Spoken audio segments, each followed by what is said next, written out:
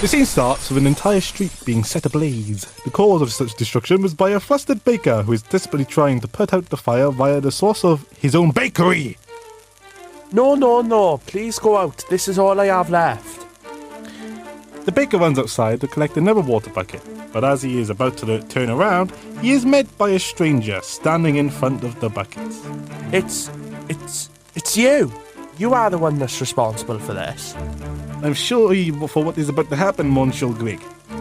The stranger grabs the baker, throwing him to the side, revealing a recently used shovel that had been left on the ground behind him. At first, all I needed was your establishment out of the way, but it appears you already know who I am. So if I'm going to get what I want, it looks like I need you out of my way too. What you going to do to me? Nothing, dear John. Nothing at all. The stranger grabs John by his shirt and pulls him closer to his whisper into his ear. At least that's what I would have said if the work hadn't already been done. The stranger throws John into a pothole that was covered up by the smoke. John's last breath was wasted on a cry for help as he plummets into the darkness of the pit. Detective Herlock Sholmes and John Wilson are sitting in their office, arguing with each other. This is a story about a man named Herlock Sholmes, a good-for-nothing detective which somehow, without any logic, always solves the case. Excuse me? Wilson, who hired this arse? Herlock, you were the one who wanted me to look for a low-budget narrator. What more do you want? That's Dr. John Wilson, Herlock's right-hand man. Despite his profession as a doctor, he's always had an eye for robotics, making him responsible for the various inventions that Sholmes uses during investigations. Come on, show yourself. Herlock, please. If I was to notice an anonymous, omnipresent voice in my head, the first thing I wouldn't want to do would be to physically challenge it to a duel. Ah, but that's exactly it, Wilson. Don't believe this man is a narrator at all. He must be hiding in this room somewhere. Don't worry, Wilson. His tomfoolery will come to an end once he hears the phone ring. The phone? What on earth are you talking about? Ring, ring, ring, ring. I'll get it. Herlock, put your coat back on. This could be important. Hello? Yes, who might this be? Oh, Inspector Gregson. I take it this isn't a social call. I see. All right, I'll let him know. Thank you for bringing this to our attention. Herlock, that was Inspector Gregson. There's been a fire on Baker Street. Huh? That seems a bit ironic, doesn't it? Sholmes, this is hardly the time for jokes. We need to get moving. No wonder why it's called Baker Street. Okay. We're going. But it does explain that screaming I heard during my beauty routine bubble bath.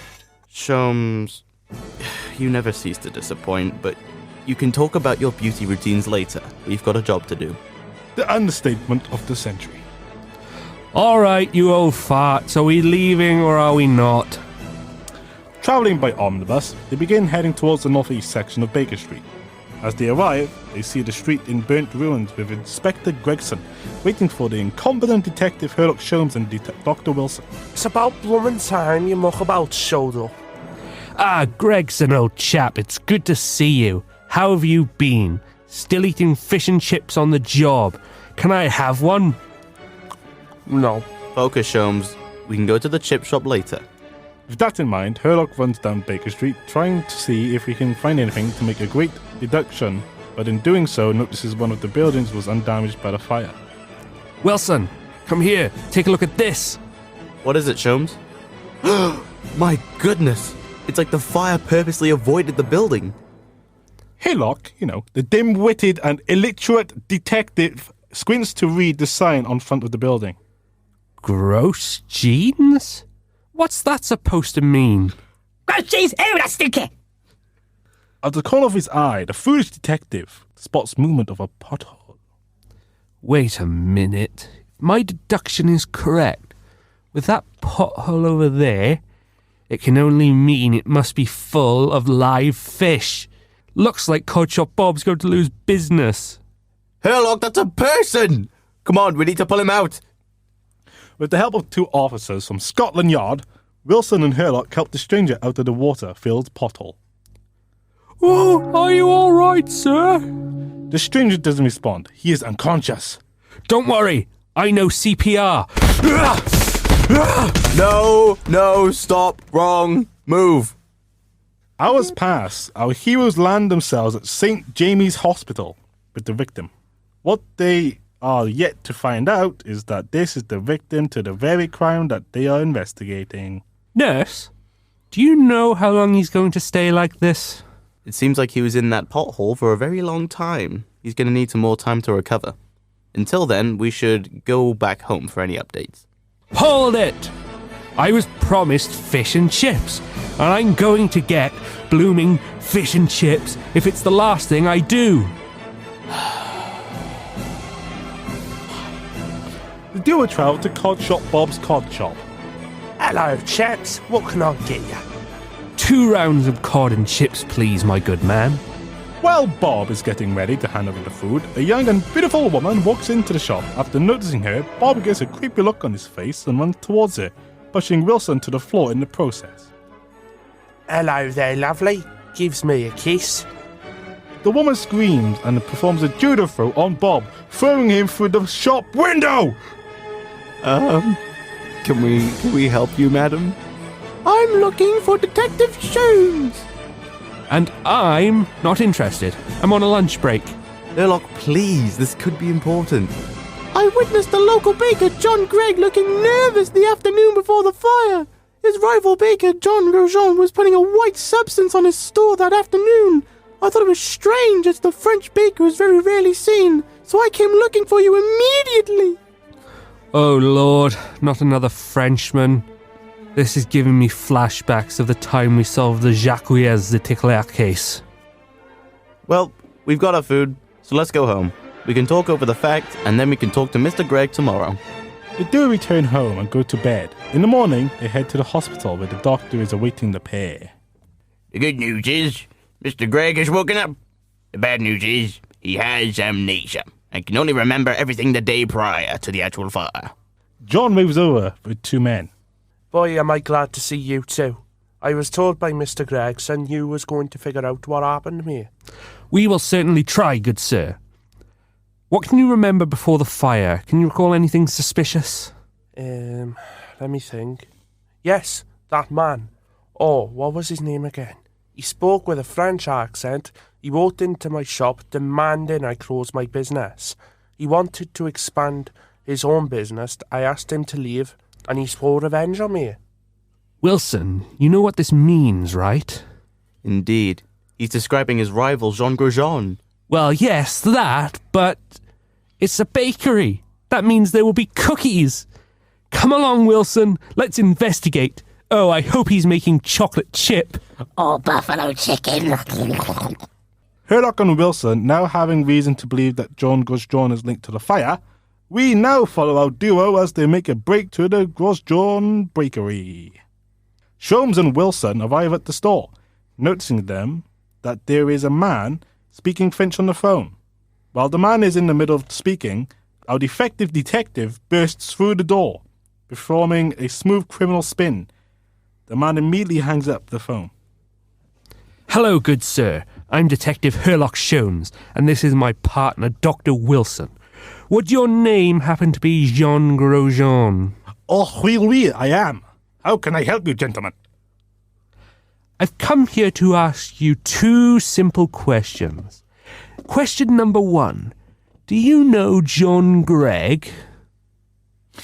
I do not recall knowing anyone by that name.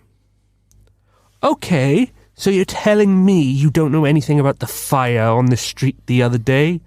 Then could I only ask you how your store is the only one on the street that sustained 0 damage? I'm so sorry, monsieur, but I can only call that an extremely rare stroke of luck. Well, that's good enough for me. Looks like we've hit a dead end, Wilson. Wilson? I apologize, but I couldn't be of any more use, Monsieur Sholmes. Sholmes, can I talk to you for a minute? Coming. I used my patented chemical spray on the bakery, and the results show that this whole building has been coated in some sort of substance like before. I've collected a sample. We need to take this to the lab at Scotland Yard. This is getting ridiculous at this point, but the pair are now at the Scotland Yard Forensic Lab. Sorry to keep you waiting, but the results just got back. Good Lord, Sholmes, that's ammonium phosphate. Ammo what's fate? It's fire retardant. Oh, I've heard about that stuff. It's the substance that prevents things from catching on fire. No trick, Herlock! My lord, if my deduction is correct, then with the testimony of that woman, that Mr. Grosjean was putting that ammo what's fate on his store, knowing about this fire, he must have been the one to start it. And I'm sure we can get John Gregg to identify the man. Then we've got him. Wilson, get me Inspector Gregson. For crying out loud, what do you pair want now? A foot rub, cheese and onion crisps. Wilson and Sholmes explain the situation to Gregson.